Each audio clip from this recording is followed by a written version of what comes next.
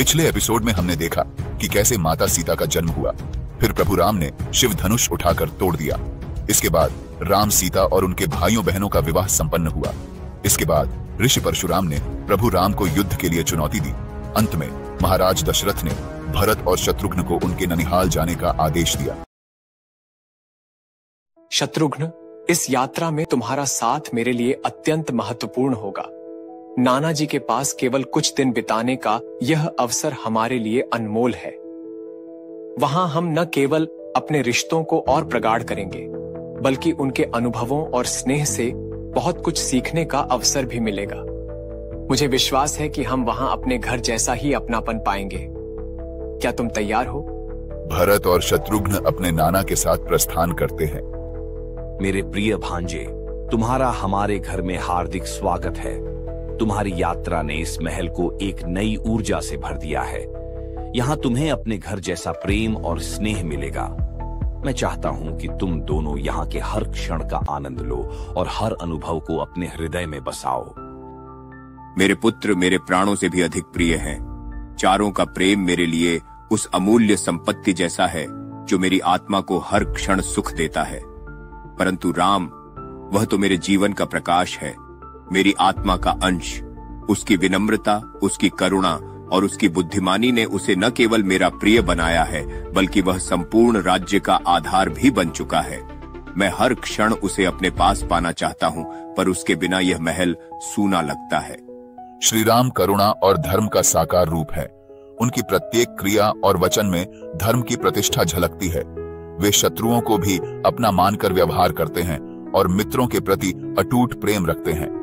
आपका स्नेह और आशीर्वाद मुझे हर कदम पर सही मार्ग पर चलने की प्रेरणा देता है। आपका अनुभव हमारे लिए ज्ञान का भंडार है, जिसका लाभ लेना हमारा सौभाग्य है। अब समय आ गया है कि मैं राज्य का भार राम को सौंप दूं। मेरी वृद्धावस्था में वह मेरे कर्तव्यों को संभालने में सक्षम है। राम न केवल एक आदर्श पुत्र है, बल्कि एक आदर्श राजा भी बनेगा। वह अपनी करुणा और नीति से प्रजा को धर्म के मार्ग पर चलाएगा। मेरा निर्णय न केवल राज्य के लिए हितकारी होगा, बल्कि यह मेरे जीवन का सबसे बड़ा सुख भी होगा।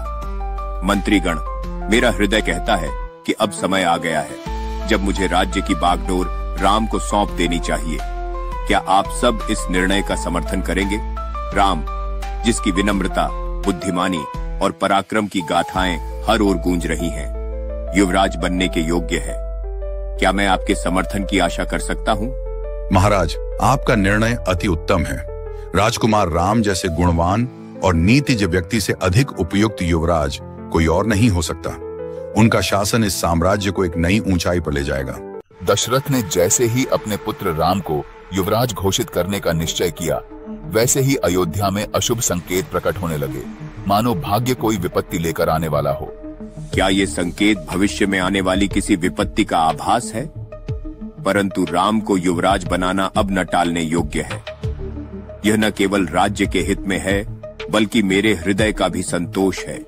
राज दरबार में मंत्री, ऋषि और बुजुर्ग जन एकत्र थे। इक्ष्वाकु वंश का चिन्ह और स्वर्णिम स्तंभों पर चमकती मशालें दिव्यता फैला रही थीं। प्रियजनों, जैसा आप सभी जानते हैं, हमारे पूर्वजों ने इस विशाल साम्राज्य का पालन पोषण कर इसे गौरवशाली बनाया है। मैं भी उन्हीं पद चिन्हों पर चलते हुए इस राज्य की रक्षा करता आया हूं। अब मेरा शरीर थक चुका है और विश्राम चाहता है। मंत्रीगण सहमति की सूक्ष्म झलक दिखाते हैं तो कुछ एक दूसरे की ओर देखकर मौन में सहमति का आदान प्रदान करते हैं। महाराज ने राजकुमार राम को युवराज बनाने की बात कही है। यह राज्य के लिए एक महान निर्णय है। इसलिए आप सभी ब्राह्मणों और विद्वानों की उपस्थिति में मैं अपने ज्येष्ठ पुत्र राम को युवराज बनाने की इच्छा रखता हूं। राम, जो इंद्र के समान पराक्रमी और पुण्य में उत्तम है, इस राज्य के योग्य उत्तराधिकारी हैं। उत्तम, अति उत्तम। राज्य के लिए राजकुमार राम से बढ़कर कोई योग्य नहीं है। आप सबकी सम्मति को जानकर प्रसन्नता हो रही है, लेकिन मैं आपसे विनम्र निवेदन करता हूं, आप सबने युवराज पद के लिए राम का चयन क्यों किया? क्या मैंने शासन में कोई त्रुटि की है? राजन, आपके शासन में कभी कोई त्रुटि नहीं रही। हम सब आपके प्रति कृतज्ञ हैं, परंतु राजकुमार राम, जिनके सद्गुण इंद्र के समान हैं, इस राज्य के सबसे योग्य शासक होंगे। राजकुमार राम न केवल युद्ध कला में निपुण हैं, बल्कि उनकी करुणा और सत्य के प्रति निष्ठा उन्हें विशिष्ट बनाती है। वह ब्राह्मणों का सम्मान करते हैं, प्रजाजनों के हितों का ध्यान रखते हैं और अपने शत्रुओं को भी क्षमा करते हैं। राजा दशरथ थोड़ा आगे झुककर ध्यानपूर्वक सुनते हैं। उनकी आंखों में गर्व की चमक है। आप सबकी सहमति से मुझे हर्ष हुआ है। मैं आज ही राम को युवराज घोषित करता हूँ। पूरे दरबार में तालियों की गूंज उठी। शहनाई और मृदंग की उत्साही धुनों के बीच दरबार का समापन हर्षोल्लास के साथ हुआ। आज मैं अत्यंत प्रसन्न और धन्य हूँ कि मेरी प्रजा मेरे पुत्र राम को युवराज के रूप में देखना चाहती है। हे ऋषि, इस चैत मास में जब वृक्षों पर पुष्प खिले हैं, कृपया मेरे पुत्र राम की युवराज पद पर अभिषेक की समस्त तैयारियां करें। स्वर्ण, रत्न, श्वेत पुष्पों की मालाएं, मधु, घी और वस्त्र की व्यवस्था करो। हर द्वार को चंदन और पुष्पों से सजाया जाए।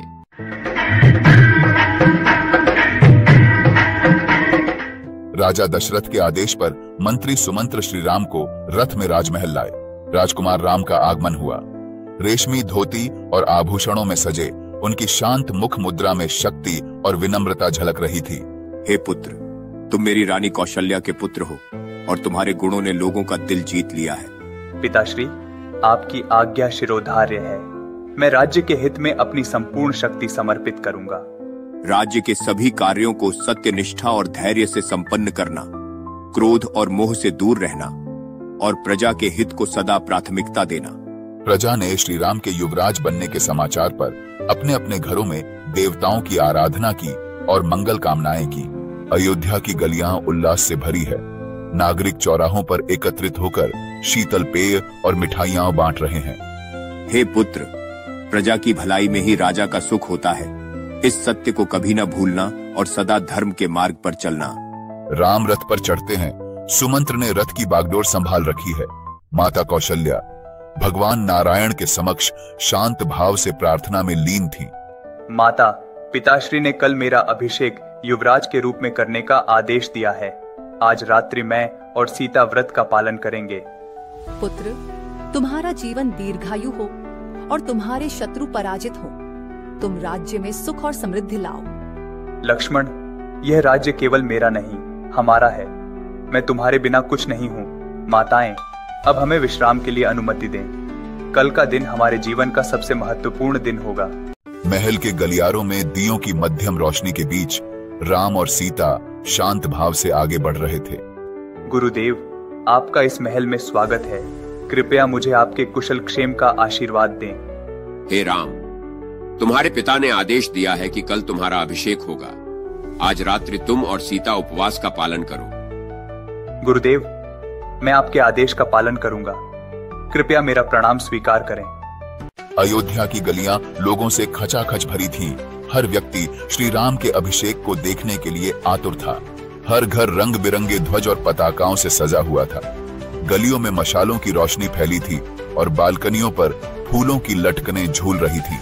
चमकती चांदनी में आच्छादित संगमरमर की सीढ़ियां चढ़ते हुए ऋषि वशिष्ठ राजमहल पहुंचे। महाराज, राम ने आपके आदेश का पालन किया है। सब कुछ विधिपूर्वक तैयार है। राजा दशरथ ने दरबार को विदा कर अपने निजी कक्ष में प्रवेश किया।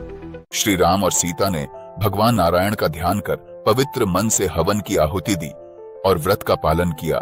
3 प्रहर पहले राम और सीता ने जागकर सेवकों को महल की सजावट करने का आदेश दिया। प्रजा ने सड़कों पर वट वृक्ष के खंभे लगाए और अपने घरों को ध्वज और पताकाओं से सजाया। लोक कलाकार समूहों में गीत गाते, सजीव नृत्य करते और वाद्य यंत्र बजाते हुए भीड़ का मनोरंजन कर रहे हैं। राजकुमार राम जैसा राजा पाने का सौभाग्य किसे मिलता है। दशरथ महाराज ने स्वयं अपने पुत्र को युवराज बना हमें उपकृत किया है। हर सड़क को फूलों से सजाया गया और सुगंधित धूप से वातावरण को सुगंधित किया गया। यदि रात में जुलूस निकले तो मार्गों पर दीपक भी रखे गए। नागरिक सड़क के किनारे बने ऊंचे मंचों पर खड़े होकर राजकीय कार्यक्रम की प्रतीक्षा कर रहे हैं। दूर दूर से लोग अयोध्या की ओर खींचते चले आ रहे थे, जैसे जलचर समुद्र की शोभा बढ़ाते हैं। अयोध्या की रात शांत है, पर हर दिल में एक अनोखी प्रतीक्षा है। बाजार बंद है, पर दीपों की रोशनी में नगर एक अद्भुत आभा से जगमगा रहा है। कल का दिन हमारी प्रार्थनाओं का फल लेकर आएगा। राजकुमार राम के अभिषेक के लिए हम सब तैयार हैं। मंथरा ने राजमहल की छत से देखा कि अयोध्या उत्सव की तैयारी में मग्न है। चारों ओर ध्वज फहरा रहे थे और हर गली को फूलों से सजाया गया था। अरे, आज महारानी कौशल्या इतनी उदार क्यों हो रही हैं? आखिर ये उत्सव किस लिए है? आज राजा दशरथ क्या करने जा रहे हैं? किस शुभ अवसर के लिए इतनी तैयारियां हो रही हैं? कल प्रातः काल पुष्य नक्षत्र में श्री राम का युवराज पद पर अभिषेक होगा। क्या कहा? राम को युवराज पद? यह कैसे संभव हो सकता है? नहीं, ऐसा कभी नहीं होना चाहिए। मंथरा राम के राज्याभिषेक का समाचार कैकेयी को सुनाने के लिए उनके कक्ष की तरफ जाती है। हे महारानी, तुम सो रही हो जबकि तुम्हारा सौभाग्य समाप्त होने वाला है। मंथरा, सब कुशल तो है? तुम इतनी परेशान क्यों दिख रही हो? राजा दशरथ श्री राम का अभिषेक करवा रहे हैं। क्या तुम समझती हो कि राम का राज्याभिषेक तुम्हारे और भरत के लिए शुभ होगा? तुमने सांप को अपने कलेजे से लगा लिया है महारानी। राम के राजा बनते ही कौशल्या तुम्हें और भरत को मिटा देगी। राम और भरत में मेरे लिए कोई भेद नहीं है। मैं इस समाचार से प्रसन्न हूँ। तुम्हारी यही सरलता तुम्हारा अनर्थ करेगी महारानी। अगर राम का राज्याभिषेक हुआ तो भरत और तुम दोनों अपमानित हो जाओगे। क्या सचमुच मेरा और भरत का अपमान होगा? क्या यही राजा दशरथ की योजना है? अभी समय है महारानी। तुम्हें राजा से अपने वचन का स्मरण कराना होगा और भरत को युवराज बनवाना होगा। अरे मूर्ख रानी, ये खुश होने का समय नहीं है, बल्कि दुख में डूबने का समय है। क्या तुम समझ नहीं रही कि तुम संकट के भंवर में फंस चुकी हो? तुम राम के राज्याभिषेक पर आनंद मना रही हो, जबकि तुम्हें शोक करना चाहिए। भरत का भी उतना ही अधिकार है इस राज्य पर जितना राम का, लेकिन राम भरत को दरकिनार करना चाहता है। राम धर्मनिष्ठ हैं और अपने भाइयों से प्रेम करते हैं। अगर राम राजा बनते हैं तो भरत को भी वही सम्मान मिलेगा। ये सोचो, जब भरत अयोध्या से बाहर है तब क्यों राज्याभिषेक हो रहा है? तुम कितनी भोली हो महारानी। यदि राम राजा बने तो भरत कभी राजा नहीं बन पाएगा। राम का पुत्र ही अगला उत्तराधिकारी बनेगा। जब राम का अभिषेक हो जाएगा तब तुम कौशल्या की सेवा में दासी बनकर रह जाओगी। भरत और उसकी पत्नियां हमेशा अपमानित रहेंगी। राम मेरा भी पुत्र है और मुझे उस पर पूरा विश्वास है। भरत और राम में कोई भेद नहीं है। यदि राम राजा बने तो भरत का कोई भविष्य नहीं बचेगा। भरत के लिए सबसे अच्छा यही होगा कि राम को वनवास भेज दिया जाए। तुम्हारा मतलब है कि भरत का भविष्य सचमुच खतरे में है? महारानी, अब भी समय है। राजा से अपने 2 वरदान मांगो। भरत को युवराज बनवाओ और राम को वनवास भेजो। तुमने मुझे समय रहते चेतावनी दी है मंथरा। अब मैं सोचूंगी कि क्या करना चाहिए। आज ही मैं राम का वनवास सुनिश्चित करूंगी और भरत को युवराज बनवाऊंगी। मंथरा, बताओ कैसे भरत युवराज बने और राम को राजगद्दी से वंचित किया जाए। महारानी, क्या आप भूल गयी कि युद्ध के समय राजा दशरथ ने आपको 2 वरदान देने का वादा किया था? अब यही मौका है उन वरदानों का उपयोग करने का। जल्दी बताओ मंथरा, मैं जानना चाहती हूँ कि कैसे राम का राज तिलक रोका जाए और भरत को युवराज बनाया जाए। पहले वरदान में भरत का युवराज पद मांगो और दूसरे वरदान में राम के लिए 14 साल का वनवास। इसी से भरत का राज्य सुनिश्चित होगा और लोग राम को भूल जाएंगे। राजा से वरदान मांगते समय आंसू बहाओ, धरती पर लेट जाओ और उनसे बात मत करो। उनके सामने निर्बल मत पड़ना। मंथरा, तुम सच में मेरी हितैषी हो। तुम्हारी बुद्धिमत्ता बेजोड़ है। या तो राम वनवास में जाएंगे और भरत युवराज बनेंगे, या फिर राजा को मेरी मृत्यु का समाचार मिलेगा। मंथरा के उकसावे पर कैकेयी धरती पर लौटती रही। मंथरा ने अपनी योजना सफल होते देख संतोष की सांस ली। कैकेयी की ईर्ष्या अब निर्णय में बदल चुकी थी। राजा दशरथ ने राम के अभिषेक के आदेश दिए और रानियों को खुशखबरी सुनाने के लिए उनके कक्ष में प्रवेश किया। राजा दशरथ ने देखा कि कैकेयी अपने कक्ष में नहीं है। वह दुखी हो गए और उनके बारे में पूछताछ की। महाराज, रानी कैकेयी क्रोध कक्ष में गई है। दशरथ ने देखा कि कैकेयी जमीन पर लेटी है, बिखरे हुए गहनों के बीच। हे देवी, किसने तुम्हारा अपमान किया है? तुम इस तरह जमीन पर क्यों लेटी हो? तुम मेरे लिए जीवन से भी प्रिय हो। बताओ, मैं तुम्हारे लिए क्या कर सकता हूँ? मैं तुम्हारे लिए किसी निर्दोष को मृत्युदंड दे सकता हूँ और अपराधी को क्षमा कर सकता हूँ। तुम कहो और मैं अपना सर्वस्व त्यागने को तैयार हूँ। मैं तुम्हें वचन देता हूँ, तुम जो चाहोगी वह मैं तुम्हें दूंगा। मेरे अधीन कई समृद्ध राज्य हैं, तुम इनमें से जो चाहो मांग सकती हो। न मैं बीमार हूँ, न किसी ने मेरा अपमान किया है। मेरी एक महत्वाकांक्षा है जिसे तुम पूरा कर सकते हो। यदि तुम वचन देते हो तो मैं अपनी इच्छा प्रकट करूंगी। हे प्रिय, क्या तुम नहीं जानती कि तुम मेरे लिए जीवन से भी प्रिय हो? मैं राम की सौगंध खाता हूँ, तुम जो मांगो मैं वह पूरा करूंगा। तुमने मुझे युद्ध के समय 2 वरदान देने का वादा किया था। आज मैं वही वरदान मांगती हूँ। पहला, भरत को युवराज बनाओ। दूसरा, राम को 14 साल के लिए वनवास भेजो। कैकेयी, तुम मुझसे ये क्या मांग रही हो? मुझे चाहिए राम का वनवास और भरत को राजगद्दी, या फिर तुम मेरी मृत्यु का समाचार सुनोगे। वचन दीजिए कि भरत का राज्याभिषेक होगा और राम वन को प्रस्थान करेंगे। यही मेरा अंतिम अनुरोध है। राम को वनवास भेजो और भरत को युवराज बनाओ। यही मेरी इच्छा है।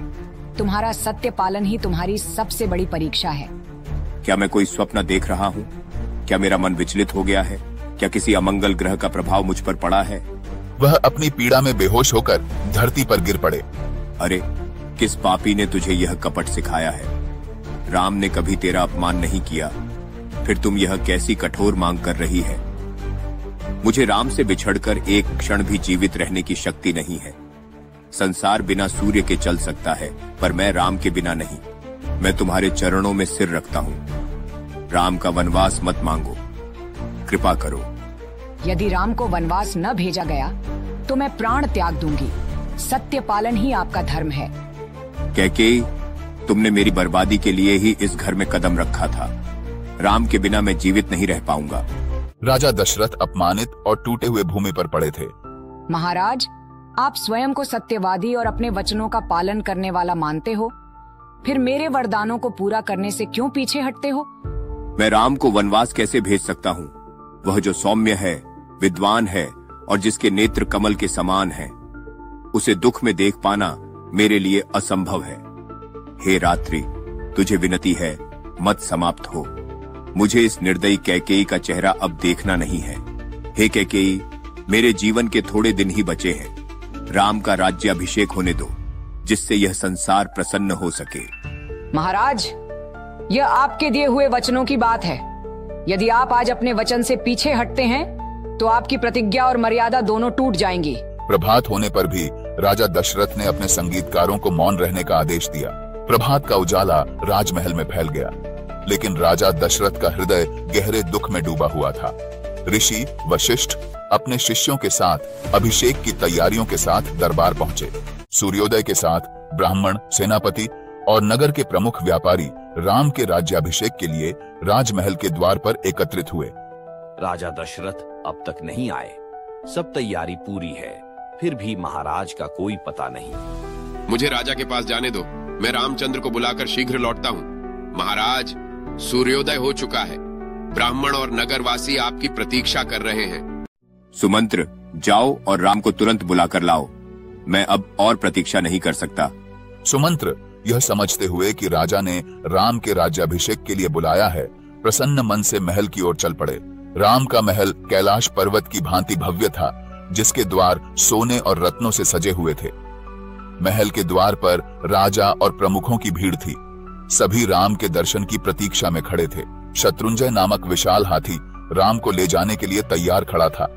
सुमंत्र राम के निजी कक्ष के द्वार पर पहुंचे और वहां भी राम के गुणों की चर्चा सुनकर प्रसन्न हुए। सुमंत्र राजकुमार राम के कक्ष तक पहुंचे, जहां युवा सेवक और रक्षक अपने धनुष और अस्त्र शस्त्र के साथ सतर्क खड़े थे। राजकुमार राम को सूचित करें कि सुमंत्र द्वार पर प्रतीक्षा कर रहे हैं। हे कौशल्या नंदन, महाराज दशरथ ने आपको तुरंत रानी कैकेयी के कक्ष में बुलाया है। मैं तुरंत चलता हूँ। पिताजी और माता कैकेयी ने मेरे राज्याभिषेक को लेकर विचार विमर्श किया होगा।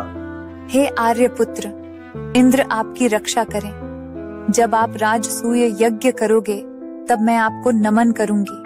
लक्ष्मण द्वार पर अपने भाई की प्रतीक्षा में खड़े थे, सदा की तरह विनम्र और समर्पित। श्री राम अपने रत्न जटित रथ पर सवार हुए, जिसका कोलाहल मेघ गर्जन के समान था। अयोध्या की गलियों में हर्ष और उल्लास छा गया। फूलों की वर्षा हो रही थी और लोग राम के स्वागत में जय जयकार कर रहे थे। राजा दशरथ आज राजकुमार राम को युवराज बनाएंगे। उनके शासन में हमें कभी कोई कष्ट नहीं होगा। राम का रथ सजे हुए रास्तों से निकला, जहां दुकानों में रत्नों और वस्त्रों की भरमार थी।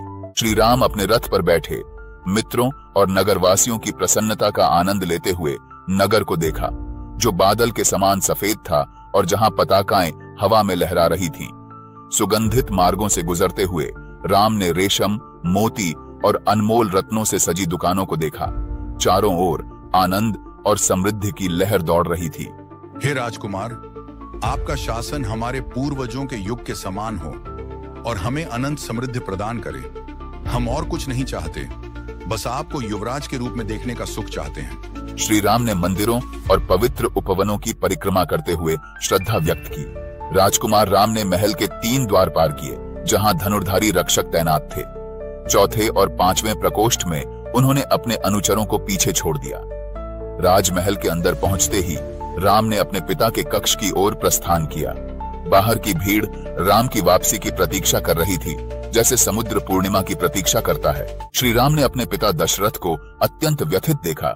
उनका चेहरा पीला पड़ा था और वे कैकेयी के साथ राजगद्दी पर बैठे थे। मेरा राम कहाँ है? क्या ये वही घड़ी है जो मैं कभी देखना नहीं चाहता था? मेरा राम, मेरे प्राण का अंश। पिताजी, आपको इस प्रकार उदास देखकर मेरा मन व्याकुल हो उठा है। क्या मैंने अनजाने में कोई अपराध किया है, या फिर भरत, शत्रुघ्न या माताओं से कोई त्रुटि हो गई है?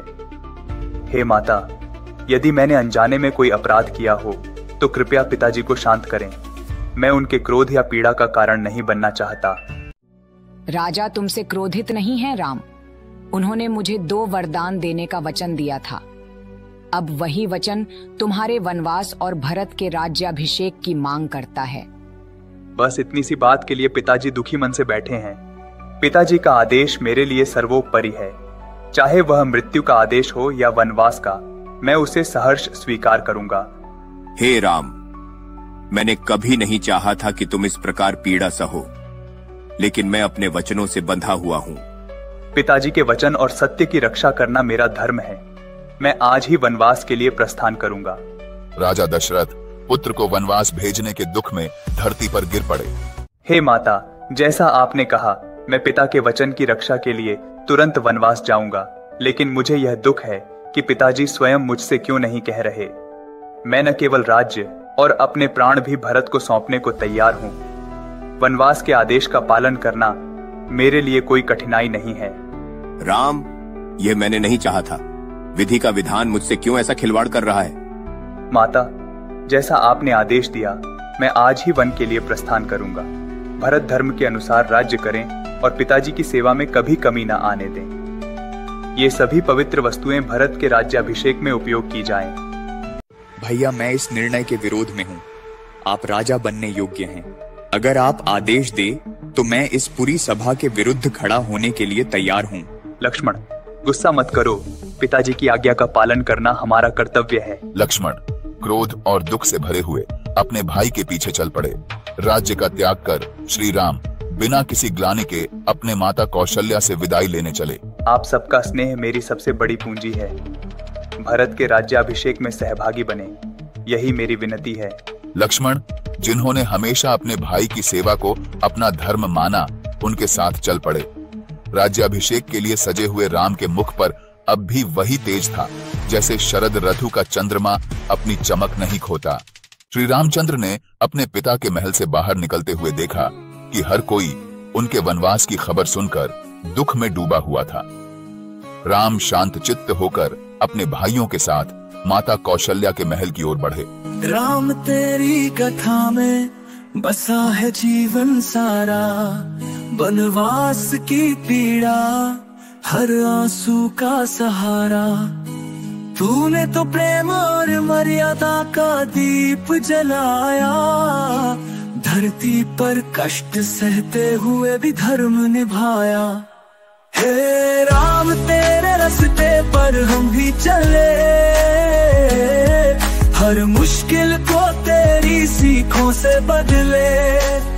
सच और धैर्य का पाठ हमें दे, तेरे चरणों में झुके वो हर दिल खेले। इस वीडियो को अंत तक देखने के लिए धन्यवाद। अगर आपको यह वीडियो पसंद आया तो जय श्री राम कमेंट करें। आगे आने वाली वीडियो के लिए इंडो सागा को लाइक, शेयर और सब्सक्राइब करें। मिलते हैं अगले एपिसोड में।